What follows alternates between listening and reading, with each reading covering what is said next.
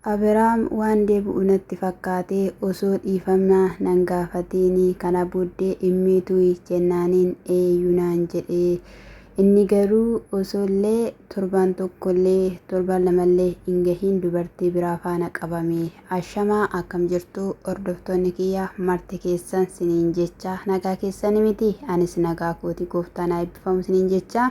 Egaa akkuma barame immoo subscribe laayik koomeenti gochuudhaan qashtii naan jedhame qashtii eertuu naan jedha na barreessa akkas jedhaati maali hinde warra kaan jala deemtanii kiingi jettu miti የኔ ውድ የኔ ፍቅር ማር jettu anaanis jedha maali ani daalatti mana madaamii jedhamuun qabu hin baay'isonni kana caala sagalee hin baay'isu ooy innaa jechuudha.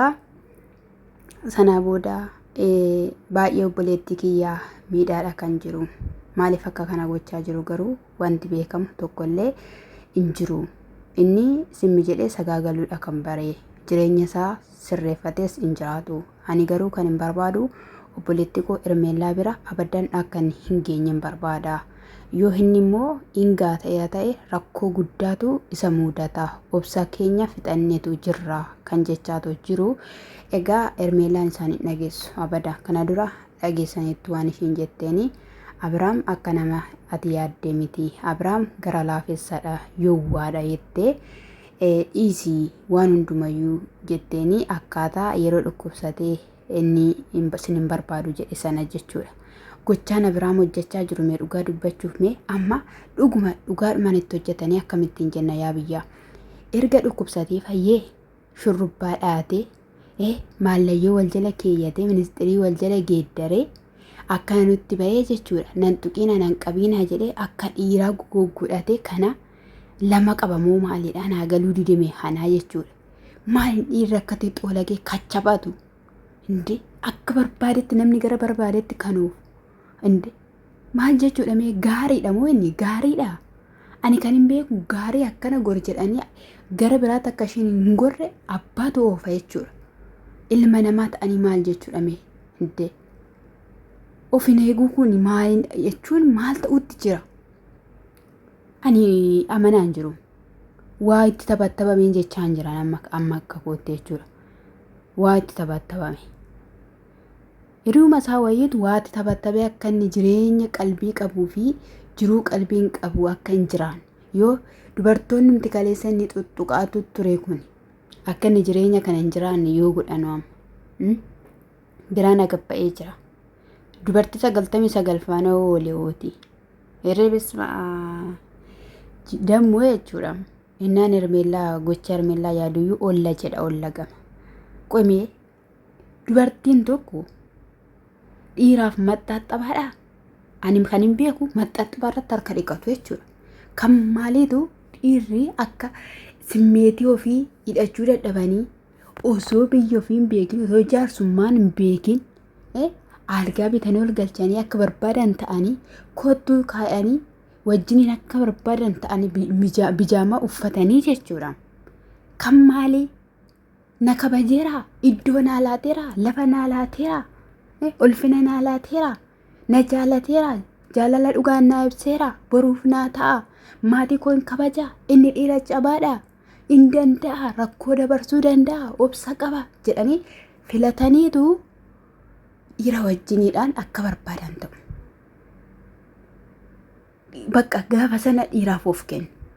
Kana dhiiraa ushuruu kottu deebi jedhanii maal taate jedhanii makaraa wajjiniin nyaatan faana naananii ol garagalee bijaamaa geeddara du'een bada kaani naqalukaa dhugaa rabbii naqaluun jedhamu.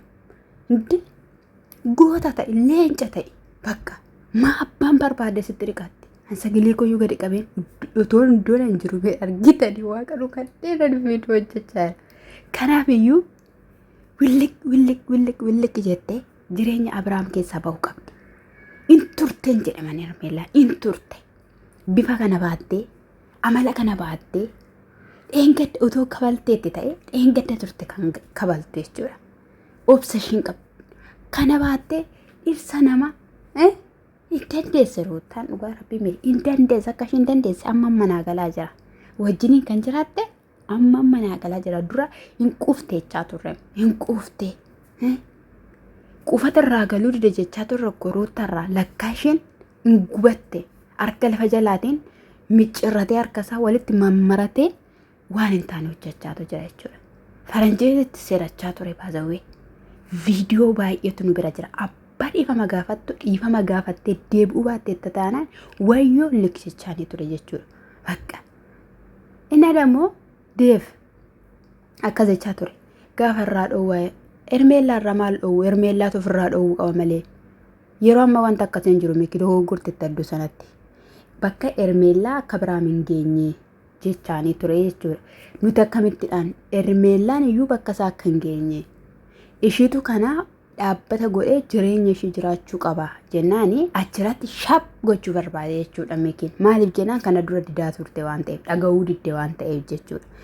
Dhiiradha ishiin kun dubartiidha waan taateef dhiirammoo dullaanis yoo ta'e seerattis dhiyeessitee akka barbaadde gootee iddootti deebisuu qabda jedheen jechuudha.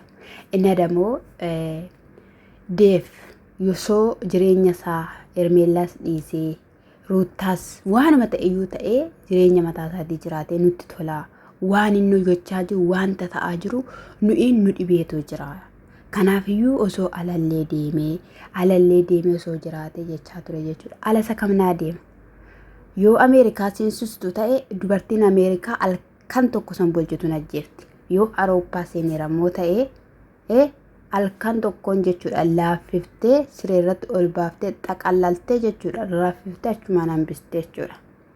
Dhugaa rabbii biyya keessaa ba'uun qabu Abiraam hin fayyine dhukkubsataa biyya keessaa baastanii isa geessitu inde kan akka biyya halaatti iyyuu jechuudha ejjummaadhaan saaxilamu hin jiru. Ilaala warra Ameerikaa irraa jechuudha gara Itoophiyaa galanii waaldaa keessaa uumuu jedhanii iyyan caatee achitti nyaachaa shiishaa akka barbaade achitti ta'u halaalan jedhin asin dhugaan siniin jedhe halarraa miti dhugaatiin garaagaraa halarraa miti wantoonni suusota garaagaraa kan galanii jechuudha hala jedhu jechuudha asii. Eessatti na haalaalchisu achumatti leenjifadha. Achumatti gara amantaa isaatiitti geessa qalbii akka inni jijjiirratu godha. Amma qo'amee bara hegere bar'een gaddaa jechuudha. Akkasumatti ce'an bara 2018tti ammas akkanumatti ce'u bara 2019tti akkanumatti ceetu guyyaa meeqa tafe sinirraa kan dhaame haa ta'u abboo sinirraa kan waraaname haa ta'u. Waraaname ameen jedha kan ifatame haa ta'u inni waliin dha'u